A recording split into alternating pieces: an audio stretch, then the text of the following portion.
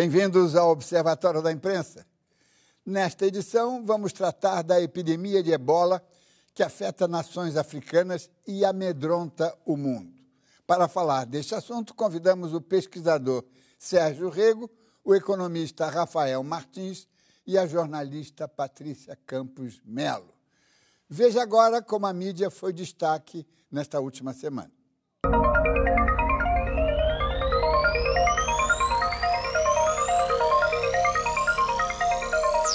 O presidente do TSE, ministro José Antônio Dias Toffoli, assumiu para valer o papel de bombeiro na mais violenta disputa da nossa história eleitoral.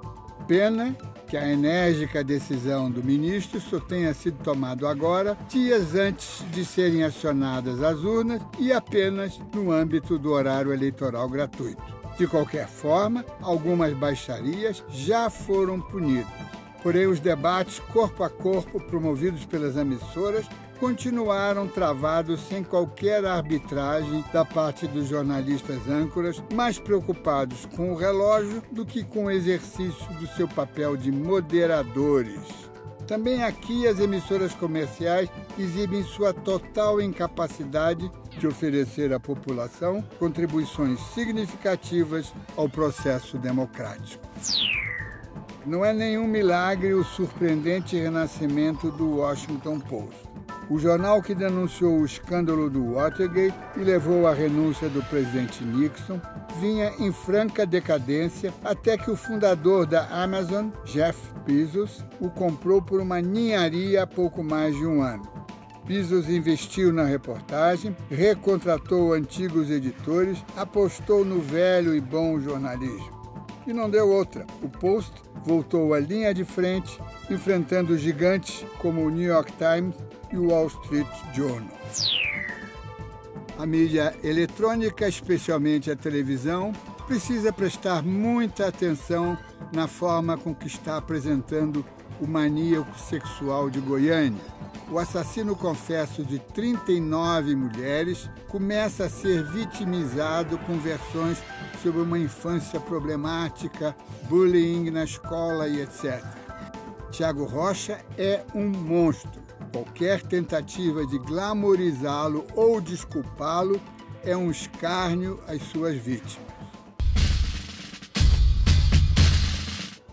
No próximo sábado, dia 25, completam-se 39 anos do assassinato do jornalista Vladimir Herzog nas dependências do DOI-CODE do 2º Exército, em São Paulo. Comprovado que não foi suicídio, mas tortura e assassinato, o caso Herzog permitiu que parte da imprensa começasse a tratar da repressão a despeito da forte censura. Dentro de poucas semanas, teremos o relatório da Comissão da Verdade, que nos contará o que se passou no país durante a ditadura militar.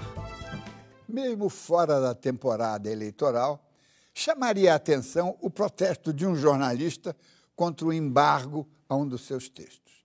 Na reta final do pleito, o caso torna-se ainda mais notável, já que no texto censurado, o jornalista expressava a sua preferência por um candidato.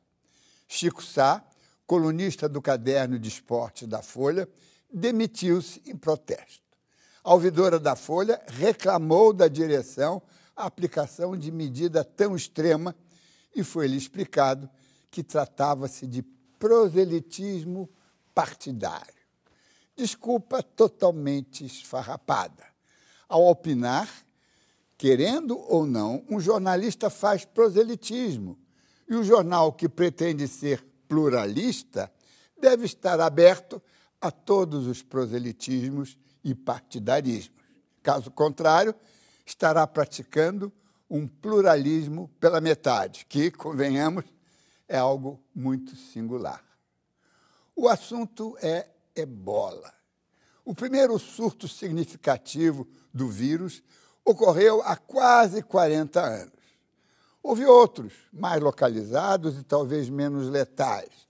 Desta vez, porém, o vírus atacou com extrema virulência num grupo de países da África Ocidental extremamente vulneráveis, pobres, recém-saídos de sangrentas guerras civis. O alerta máximo, acionado pela Organização Mundial de Saúde, levou em conta os fatores de risco locais, o potencial de contágio e a mobilidade decorrente da rápida globalização. Prevenção não é um faz de conta. Ou se faz para valer, ou é pura encenação. Aqui no Brasil, o fato do suspeito zero, o guineano Suleiman Ba, ter sido diagnosticado como negativo, não pode ser interpretado como indício de que houve exagero. As autoridades sanitárias não se esconderam, apareceram, explicaram e tranquilizaram. Os protocolos de segurança foram estritamente obedecidos e a mídia comportou-se com razoável cuidado. Este é um dado de capital importância. A comunidade internacional está agora demonstrando sua capacidade de reagir de forma solidária e coordenada. Neste sentido, a extraordinária participação dos médicos cubanos está sendo aplaudida até pela imprensa americana. As notícias da cura de 2 enfermeiras espanholas contaminadas diretamente por um paciente que morreu é um indício que o ebola não é imbatível, pode ser enfrentado e talvez controlado. O perigo continua o mesmo, mas a mídia pode ajudar a enfrentá-lo, porque quando se trata de salvar vidas, entre a omissão e o alarmismo, este pode ser muito mais eficaz.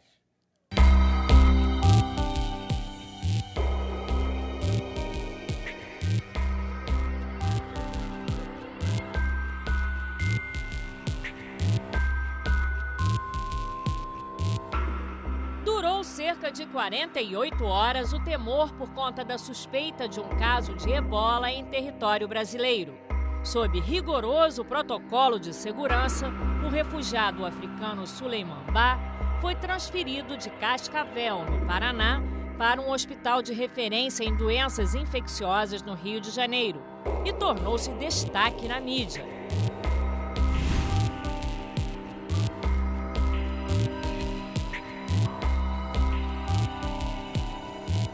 Toda doença transmissível, somente uma doença nova e uma doença potencialmente com muita letalidade, como a ebola, ela desperta nas pessoas esse sentimento de inquietação. E a mídia, de alguma maneira, reflete também essa inquietação. Porque uma das coisas que a gente aprende logo é que isso faz parte do processo, que nós temos que nos preparar para isso. Se o que a autoridade sanitária está relatando é absolutamente coerente com o que as pessoas estão vendo, aquela inquietação inicial rapidamente diminui. Claro, com certo alarde, porque é uma situação grave, uma situação nova, então é natural que você tenha esse tipo de divulgação na mídia. Foi legal porque você reforçou muito a questão das formas de transmissão, a forma de contágio, alertou bem que as pessoas que venham receber pessoas provenientes de região de risco devem ficar atentas quanto aos sinais e sintomas. Olha, essa cobertura da mídia, ela tem que ser feita porque realmente o ebola está se alastrando e pode ser um risco. Agora, como sempre, a mídia gosta da desgraça. Eu vejo isso cada vez mais em qualquer jornal de televisão, impresso, ela gostar de fazer este alarde, né? Eu acho que realmente a coisa é feita de uma maneira, às vezes, superficial e muitas vezes não indo em profundidade da origem dos fatos. A suspeita de ebola não se confirmou, mas o caso serviu para o país verificar se está preparado para tratar infectados pelo vírus e conter a sua propagação. Acho que o Brasil tem realmente preparo para um ou outro caso, mas não para uma epidemia. Nenhum país do mundo está preparado para uma epidemia. Nós não temos leitos suficientes de terapia intensiva com isolamento a ponto de atender um surto, alguma coisa semelhante ao que está ocorrendo nesse momento na África, né? Mas assim, para tratar um ou outro caso, sim, os médicos brasileiros são bem qualificados, já têm tarimba para lidar com o paciente com um quadro clínico parecido. Autoridades reforçaram que não há motivo para pânico no Brasil e procuraram tranquilizar a população. O Brasil, a gente tem um fluxo muito pequeno com esses países. Mesmo assim, pode acontecer eventualmente de chegar uma pessoa. Nós vamos centralizar o atendimento do ebola exatamente para evitar isso que aconteceu no hospital do Texas. Teoricamente, qualquer hospital poderia internar uma pessoa com ebola, mas nós acreditamos que é melhor interná-los em hospitais de referência para doenças transmissíveis, onde as pessoas já lidam com doença meningocócica, com outras doenças infecciosas graves e têm mais hábito de fazerem procedimentos de biossegurança. No mundo assustado pelo avanço do ebola, a boa notícia veio da África. A Organização Mundial de Saúde declarou a Nigéria livre da doença. Contudo, o vírus segue matando em outros países africanos e destruindo a combalida economia local. O ebola já causou a morte de mais de 4.000 pessoas este ano e contaminou cerca de 8.400. Entre os países mais afetados estão Libéria, Serra Leoa e Guiné. A contaminação é alta mesmo entre agentes de saúde. São países que viveram guerras civis recentes, sangrentíssimas. São países em que parte da população não reconhece o governo. São países muito pobres em que a infraestrutura de saúde é praticamente inexistente. Então, eles sequer conseguem internar todos os casos de ebola. Muita gente nesses países com ebola continua se tratando em casa. Se tratar em casa significa que parente vai se contaminar, vizinho ou amigo que visitar vai se contaminar. É por isso que há essa dificuldade de controlar. A ONU informou que a epidemia de ebola é a emergência de saúde aguda mais grave nos tempos modernos. Se não houver maior mobilização de recursos internacionais até o início de dezembro, 10.000 novos casos podem surgir a cada semana. A organização destacou o papel da informação na contenção da epidemia. It's important to reach out to the communities and to engage them and to use all sorts of varieties of ways to do this.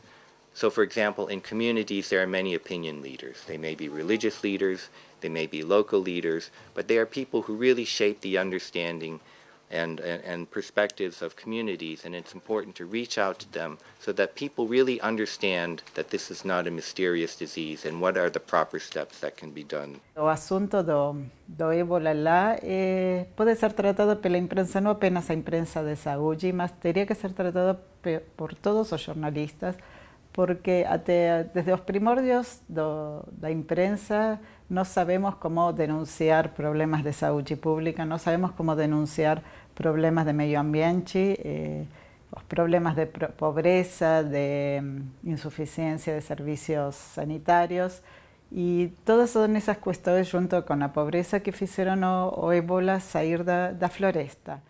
Entre as medidas anunciadas pelo presidente dos Estados Unidos, Barack Obama, para conter a epidemia, está o envio de equipes de logística e especialistas em comunicação para a África. Obama pediu que os norte-americanos não cedessem ao pânico. Na semana anterior, o Fundo Monetário Internacional já havia chamado a atenção para o impacto socioeconômico da epidemia e o preconceito que cerca a doença.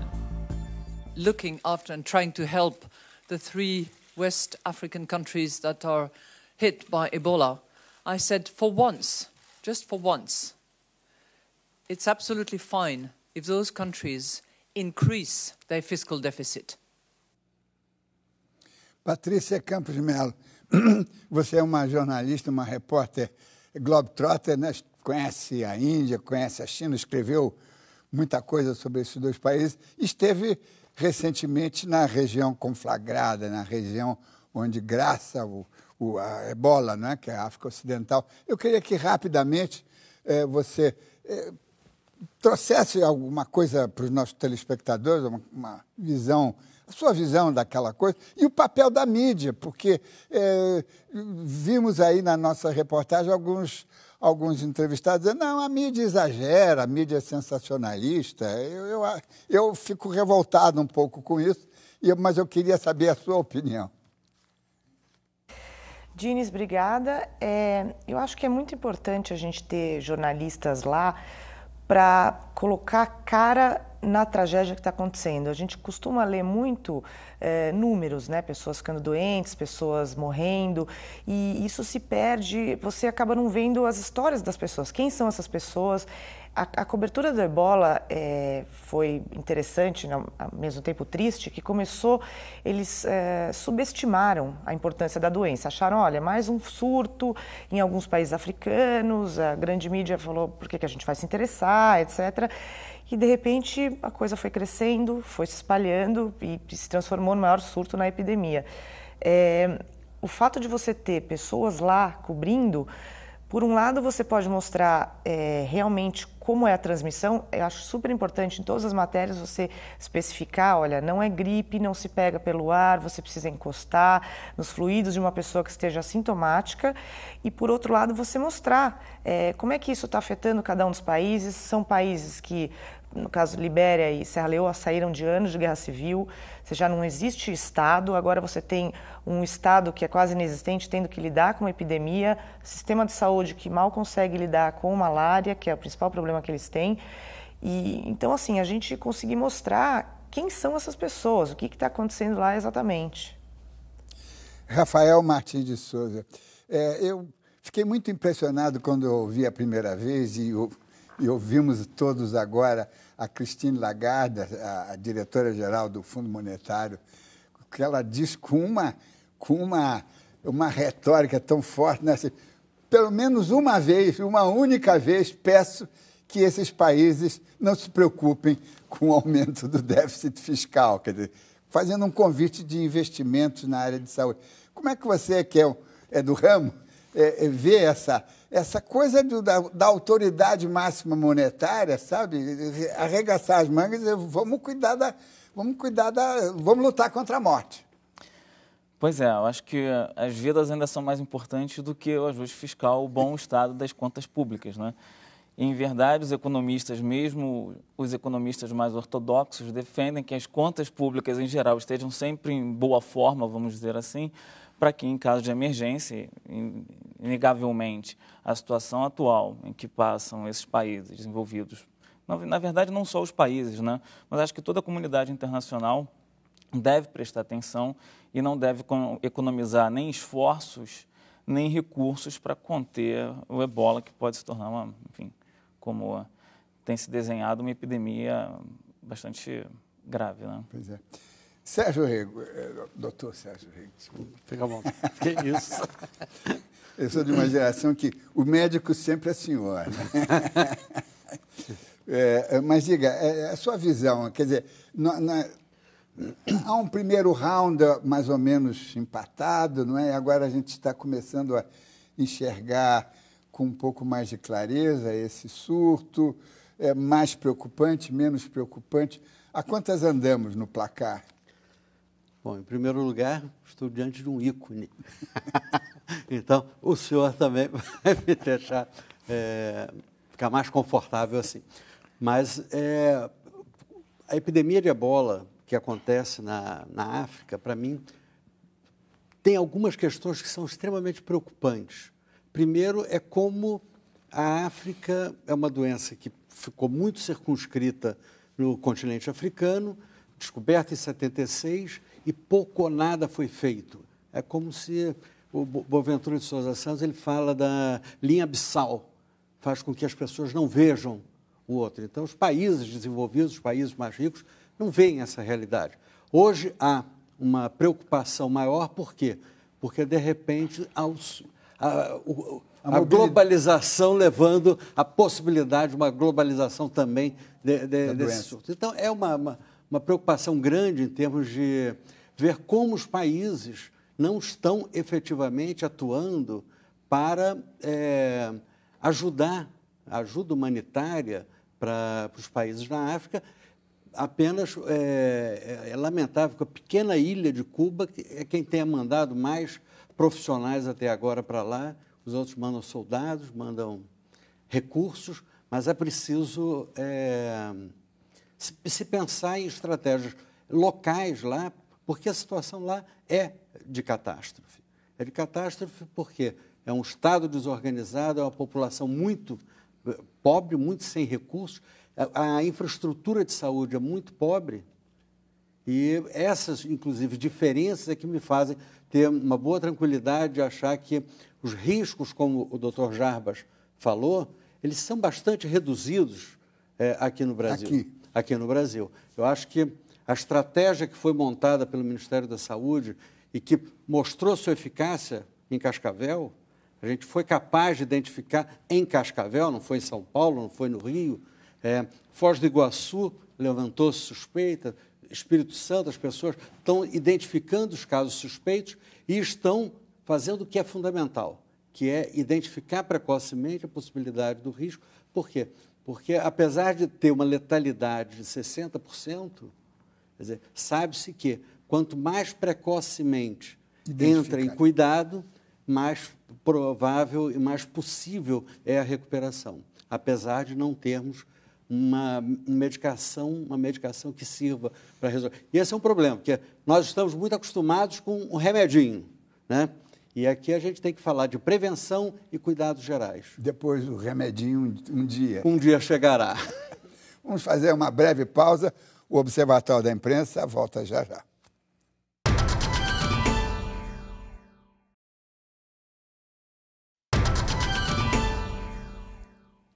Estamos de volta com o Observatório da Imprensa, que hoje discute o impacto do surto de ebola nos países atingidos.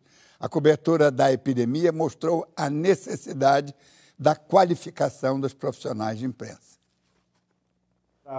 Nesses grandes órgãos de imprensa que nós temos no Brasil, se houvesse uma maior especialização, né, realmente profissionais que pudessem cobrir temas de ciência e de saúde com mais propriedade, porque exige conhecimento, exige capacitação, exige realmente um domínio de uma expertise específica. Durante a semana, quando a gente fala com os setoristas, né, a conversa é muito mais fluida, as perguntas são mais consistentes do que, por exemplo, num sábado, onde são plantonistas que nunca leram sobre a matéria, e se você não tiver cuidado com as palavras que você está usando, eles podem ter uma interpretação equivocada. Então, acho que nós temos uma responsabilidade grande quando a gente fala nessas coletivas, por exemplo, de usar bem os termos, não permitir nenhum tipo de ambiguidade. Às vezes, um jornalista que não tem o mínimo de informação, ele não sabe o que perguntar, e quando o médico responde, ele não consegue colocar aquilo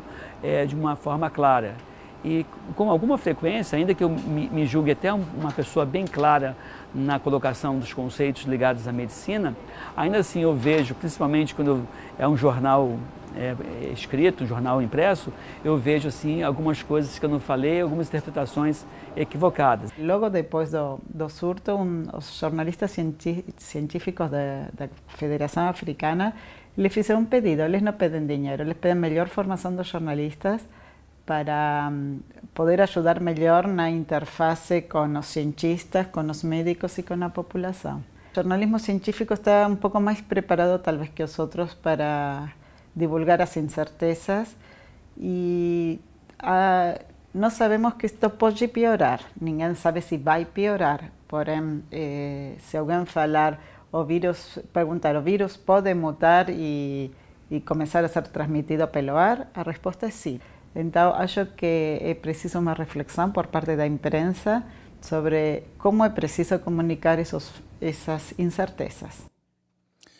Nos Estados Unidos, a direita aproveita a chegada do ebola para atingir o Partido Democrata nas eleições legislativas, agora em novembro.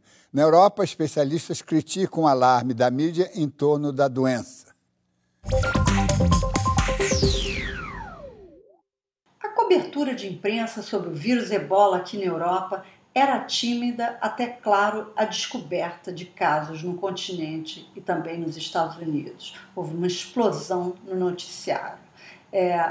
O Pew Research Center fez uma pesquisa e constatou que o vírus de ebola na imprensa despertou mais interesse do que os bombardeios americanos contra os extremistas do Estado Islâmico na Síria. O tom aqui, em geral, tem sido alarmista, tanto na imprensa inglesa quanto espanhola e até certo ponto na imprensa francesa. Nesse fim de semana, o jornal Libération saiu com manchete de página com o título Ebola, o vírus que dá medo. Falava num vírus mundializado e também na inação dos governos.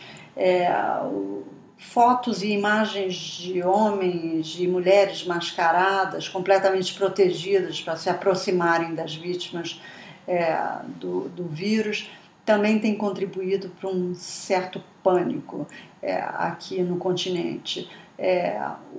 Especialistas e médicos têm criticado muito a imprensa, sem surpresa, acusando a mídia de estar semeando o pânico. Ebola hoje nos Estados Unidos é um futebol político alimentado em parte por candidatos em busca de vitórias nas eleições. Quase todos os ataques são da direita. O alvo é o presidente Obama, acusado de reagir mal e tarde à culpa dos erros pelo hospital de Dallas e dele. Até agora morreu uma pessoa no Texas que contraiu a doença na Libéria e infectou 2 enfermeiras em Dallas. Mas se você assiste os canais com 24 horas de notícias, parece que morrem 3 pessoas por hora e que o Ebola está do lado de fora da janela. Histeria, paranoia e medo são irrigados pelos incessantes e inconclusivos debates sobre como conter a doença. Proibir voos dos 3 países do oeste da África ganha apoio até entre partidários democratas. As teorias conspiratórias se multiplicam como pragas. Ebola seria uma criação dos laboratórios do Pentágono para reduzir a população africana ou da indústria farmacêutica para vender vacinas. Comparações com filmes e livros fertilizam a paranoia. No livro The Stand, de Stephen King, publicado há 36 anos, um vírus escapa de um laboratório no deserto e quase extingue a espécie humana. Nele há extraordinárias semelhanças com erros cometidos para conter o Ebola. As notícias positivas são raras, mas existem. Hoje foi anunciada a possível antecipação de uma vacina que poderia levar 10 anos. Talvez fique pronta daqui a 6 meses. Novas infecções esta semana podem ser fatais para os doentes e para os candidatos democratas. Patrícia, queria de novo recorrer a você e você nos ajudar a, primeiro, dirimir um pouco essa pendência, né, de que o bom jornalista não sabe, o jornalista profissional não sabe cobrir assuntos científicos, e você é uma repórter com uma grande experiência de campo, não é? Muito viajada, chegou lá e fez bom jornalismo, contou o que viu, não é?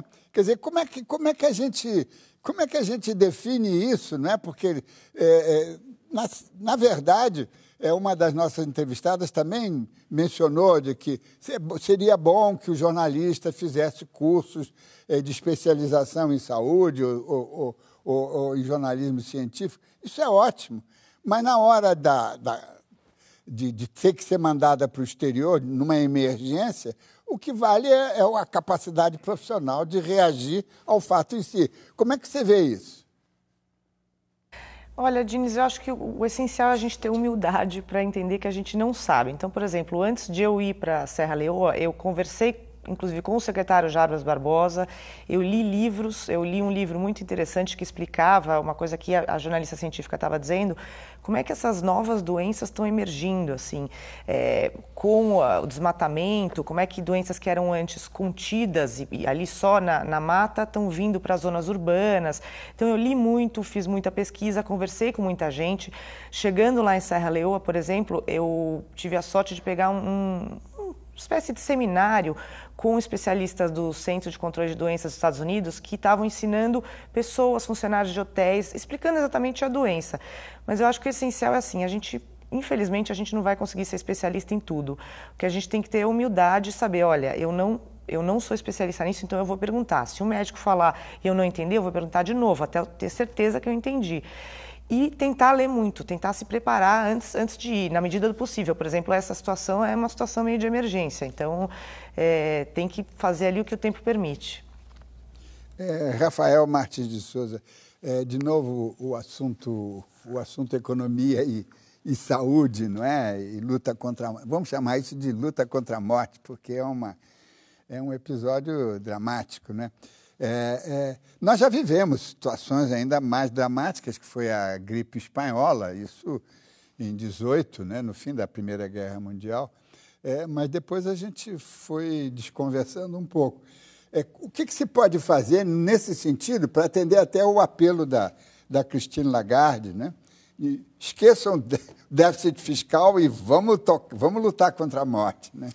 Pois é, acho que, ainda mais considerando que são países pobres da África, eu acho que a comunidade internacional poderia se mobilizar, enfim, como a gente já tem observado alguns sinais de que está interessada, alguns países estão já levantando fundos para construir, de fato, um fundo para atuar tanto em situações como emergenciais, como a que a gente está observando agora, mas para garantir que recursos para pesquisa científica, né, para que se estude, enfim, possibilidade de ocorrência de novos surtos ou epidemias como essas, ou até o surgimento de novos vírus, enfim, novas doenças, possa ser acompanhado mais de perto, né?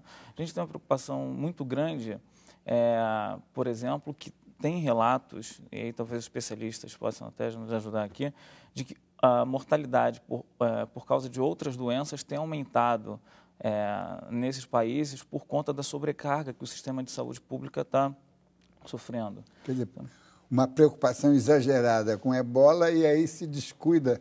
É isso, Sérgio? Olha, eu tenho lido relatos e assistido a depoimentos de que, na verdade, um dos problemas que está acontecendo, as pessoas estão com muito medo de procurar o auxílio. Tem medo de procurar auxílio por quê? Porque sabem da grande possibilidade de não voltarem a ver seus parentes, porque eles entram em isolamento. Então, o que acontece é que muitas vezes as pessoas chegam tarde em busca de auxílio, o que aumenta a letalidade, ou então são largados com muito pouco cuidado. Eu acho que a possibilidade de outras enfermidades estarem também aumentando, eu acho que é compreensível dentro desse quadro, onde a capacidade instalada é muito baixa, o número de profissionais que estão atuando lá é pequeno. Eu acho que é catastrófico você imaginar que a gente depende muito dos Médicos Sem Fronteiras, porque os Médicos Sem Fronteiras estão lá. Agora, alguns cubanos, quer dizer, cadê a grande comunidade intervindo e indo lá para ajudar a conter, oferecer a assistência? Patrícia, eu queria que você primeiro respondesse uma curiosidade minha. Você vê a possibilidade de nós termos assim como nós temos as forças de paz das Nações Unidas, poderíamos ter uma milícia de médicos e enfermeiros atuando nessas zonas ameaçadas, vulneráveis? Eu acho que seria sensacional. E só voltando um pouquinho para uma coisa que o Sérgio falou, você tem muitos relatos de gente assim, grávidas que não tem onde fazer o parto, estão dando à luz na rua, gente com malária, como os sintomas de malária são muito parecidos no início com os sintomas de ebola, essas pessoas acabam não procurando o hospital com medo de serem postas no isolamento, porque uma vez no isolamento, num hospital que está sobrecarregado, a chance de você acabar se contaminando é enorme. Então, isso que você está dizendo, Diniz, eu acho que seria maravilhoso. O Brasil até agora deu, se eu não me engano, 500 mil reais, 1 milhão de reais, né, 500 mil dólares, e mais kits de saúde. Se a gente pudesse enviar também grupos de infectologistas, a gente tem muita gente super qualificada, inclusive Fiocruz, com muito conhecimento de medicina tropical, talvez não exatamente de ebola, mas eu sei, por exemplo, nos Médicos Sem Fronteira, tem brasileiros que estão atuando, tem um médico dos Médicos Sem Fronteira, que é um carioca, que já teve 3 vezes, teve na Guiné, teve em Serra Leoa. Eu acho que a gente tem muito capital humano para ajudar esses países. Sérgio, explica uma coisa que é também uma curiosidade, a gente tem que tentar atendê-la. E a Patrícia mencionou isso, quer dizer, esses são os processos de desertificação ou de devastação das reservas florestais que está provocando o surgimento. Na verdade, toda essa transformação do meio ambiente afeta, assim como a facilidade com que se volta a se alimentar com animais silvestres. Eu acho que a situação caótica na África, em todos os sentidos, favorece esse tipo de proximidade zoonoses que acabam sendo transmitidas por humanos. Um pouco como na Idade Média, quando o mundo começou a se urbanizar e veio a peste bubônica e tal. Mas vamos deixar isso para o próximo bloco, vamos fazer um brevíssimo intervalo e voltamos daqui a pouco.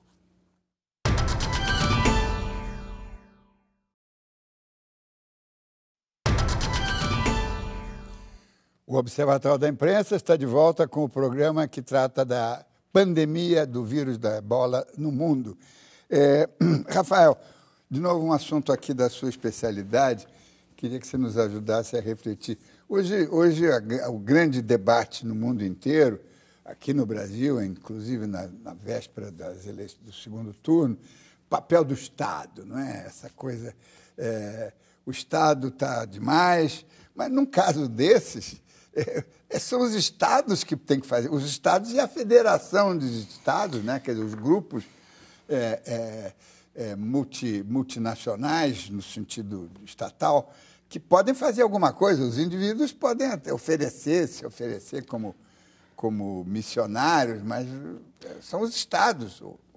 Exatamente, né? Existe muita discussão a respeito de qual deve ser o papel do Estado na economia, se deve ser um Estado mais interventor ou um Estado que, enfim, permite uma maior grau de abertura econômica, de iniciativa privada. Enfim, essa discussão é infindável, mas acho que a sociedade caminha para alguns consensos, né? Os economistas também. Algumas questões relacionadas à saúde pública enfim, inegável que cabem ao Estado, né? Por exemplo, controle de entrada controle de fluxos migratórios, controle de saúde pública, de epidemias, de endemias. É o Estado que tem que fazer. Exatamente. E o Estado deve, enfim, fazer isso de forma articulada, né? Lá na DAP a gente tem alguns estudos, a nossa diretoria lá na Fundação Getúlio Vargas, a gente defende que em algumas áreas específicas, por exemplo, a gente pode considerar até o episódio do Ebola como um bom exemplo disso. O Estado tem que agir de forma integrada, enfim, articulando diferentes esferas, né, diferentes órgãos. Por exemplo, do ponto de vista brasileiro, é importante que o Itamaraty, no uso da sua política, digamos, externa, e até no controle de fluxos migratórios mesmo, atue de maneira, digamos, articulada com o Ministério da Saúde, com as agências, a Anvisa, por exemplo, que são agências que devem lidar com esse tipo de situação de forma bem articulada, né, para que a gente consiga ter, de fato, uma política pública que use e articule da melhor maneira possível todos os recursos do Estado que devem ser empregados em situações como essa da melhor maneira possível. Sérgio, eu mencionei antes de a gente interromper, antes de terminar o último bloco, a questão quer dizer, a civilização vai gerando as doenças, as pragas, né, como se dizia antigamente, né? Quer dizer, a urbanização, peste bubônica e assim por diante. Tem estudos aí, eu não sou do ramo. Isso se justifica, do ponto de vista científico? Isso está comprovado? Sim, pela proximidade, assim como a gente costuma ver em alguns documentários do Discovery Channel, por exemplo, que os ursos se aproximam da cidade por conta de transformações no meio ambiente. Também as transformações acabam trazendo para mais próximo do homem certos animais, certos contaminantes, certos vírus ou bactérias com o qual não tinha contato previamente e acaba se espalhando como enfermidades. Eu acho que é razoável, é compreensível aceitar essa hipótese como hipótese plenamente plausível. Sim. Patrícia, de novo, o seu testemunho é muito importante aqui.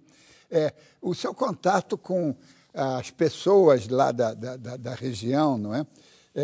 Como é que eles veem, primeiro, a chegada dos estrangeiros, se isso é uma conspiração internacional? Me lembro que, quando a AIDS, a SIDA, surgiu há 10 anos atrás, quer dizer, criou-se uma mística de que, não, isso eram as potências ocidentais que estavam trazendo AIDS para os países subdesenvolvidos. Em suma, qual é a sua o que você sentiu do pessoal que está assustado lá vivendo nesses países? Olha, Diniz, é interessante a sua pergunta. Eu me lembro que quando eu estava lá, teve na capa de um dos jornais, estava escrito assim, nós conseguimos apurar que não é verdadeira a acusação de que o ebola surgiu de uma fábrica de armas químicas do George Soros e do Bill Gates. Então, assim, você tinha todos os tipos de teorias de conspiração. Uma semana antes de eu chegar, um pastor, que não era um pastor de Serra Leoa, era um pastor da Nigéria, correu um boato de que todo mundo tinha que tomar um banho e à meia-noite e fazer rezas e tomar água, que isso protegeria contra o ebola. Então, você teve, obviamente, toda essa fase de teorias conspiratórias. Hoje em dia, eu tive muito com o pessoal do Médicos Sem Fronteira, Cruz Vermelha. No início eles eram muito mal recebidos, porque eles tinham que fazer um trabalho ingrato, que é entrar em cada um dos vilarejos e tentar ver se tinha pessoas doentes sendo escondidas pela família. Acho que até o Sérgio mencionou, tem muito medo das pessoas de irem para o hospital. Então, muita gente, porque não tem capacidade no hospital e porque acham que ao entrar no hospital automaticamente estão condenados a morrer, eles mantêm os doentes em casa e acabam contaminando a família inteira. Então, os Médicos Sem Fronteira e o pessoal da Cruz Vermelha, de novo, porque o Estado vem de anos de guerra civil e não tinha capacidade para fazer esse trabalho sozinho, eles entravam nesses vilarejos para alertar as pessoas, pegar doentes, etc. E no começo eles eram hostilizados. Até teve uma notícia recente na Guiné que eles mataram jornalistas e alguns profissionais de saúde. Hoje em dia, e eu pude ver isso, porque eu fui junto com essas pessoas, entrei em vilarejos e eles são muito bem recebidos. Por quê?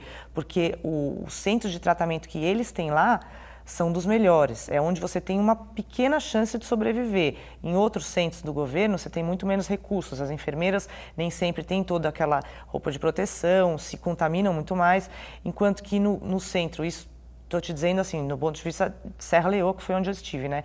O Centro do Médicos Sem Fronteira é um centro onde há mais recursos, então a pessoa tem mais chance de sobreviver. Então mudou um pouco essa visão do estrangeiro ali. Embora eu tenha lido que na Libéria ainda esteja muito forte, talvez porque os Estados Unidos também estão mandando tropas, etc., está muito forte essa visão, essa proliferação de teorias conspiratórias. Sérgio, essa coisa do preconceito, tudo ligado a xamanismo, como é que... Pois questões culturais locais, elas afetam diretamente a possibilidade de contaminação. Ou seja, hábitos culturais, como, por exemplo, lavar os cadáveres. É a responsabilidade das famílias cuidarem dos cadáveres. Você tentar interferir nesse processo é difícil e você só pode fazer com um grau de informação muito grande e de apoio para essas famílias. Assim como, por exemplo, você tem comunidades ou famílias que ficam em quarentena e ficam sem acesso à comida, sem acesso à água. E como que você pode manter pessoas isoladas sem garantir acesso à alimentação? Então, são questões também que quebram a lógica de você conseguir manter as medidas necessárias para se proteger. Eu insisto, as pessoas têm o costume, têm a ideia de que o que cura é um remedinho, né?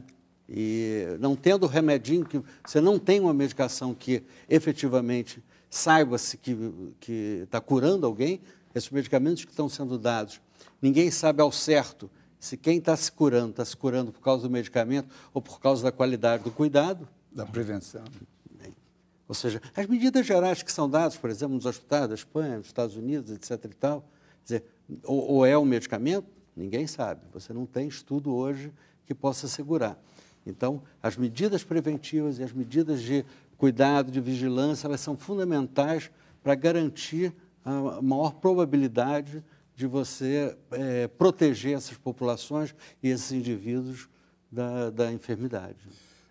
Rafael, de novo, um assunto que está na atualidade no debate brasileiro, eleitoral inclusive, que é o Estado tem que se repensar em face dessas ameaças que eram impensáveis até há pouco. Quer dizer, com a AIDS, não é? Aí começou a se preocupar um pouquinho, mas aí tomaram-se certas medidas, no caso do brasileiro até bastante avançadas, não é?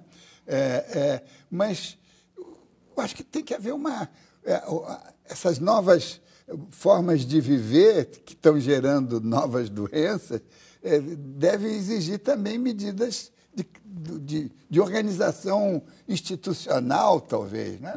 Não sei, estou avançando num terreno que eu não conheço, mas quero provocar.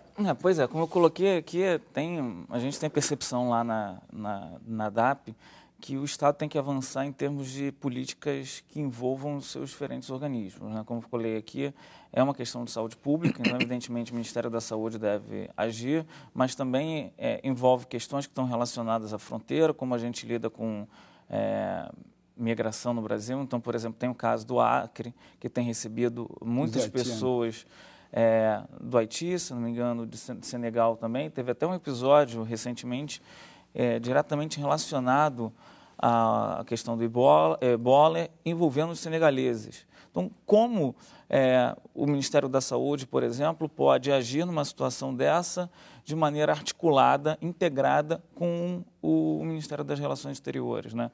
E o próprio Ministério das Relações Exteriores, como é que ele vai definir via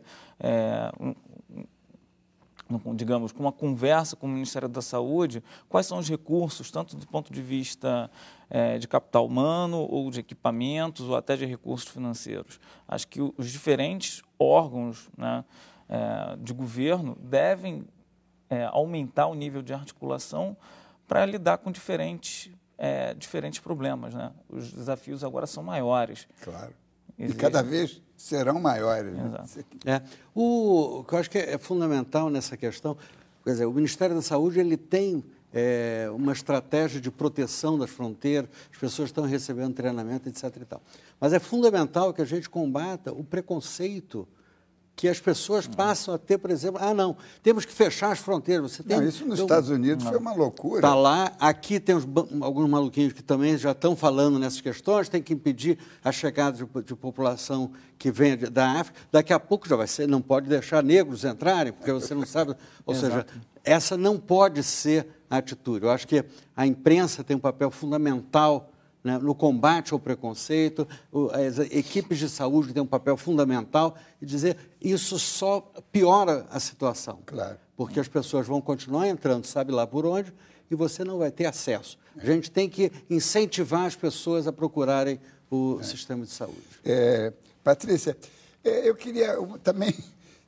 Eu sou muito curioso e esse assunto, e você tendo estado lá, aguça a minha curiosidade.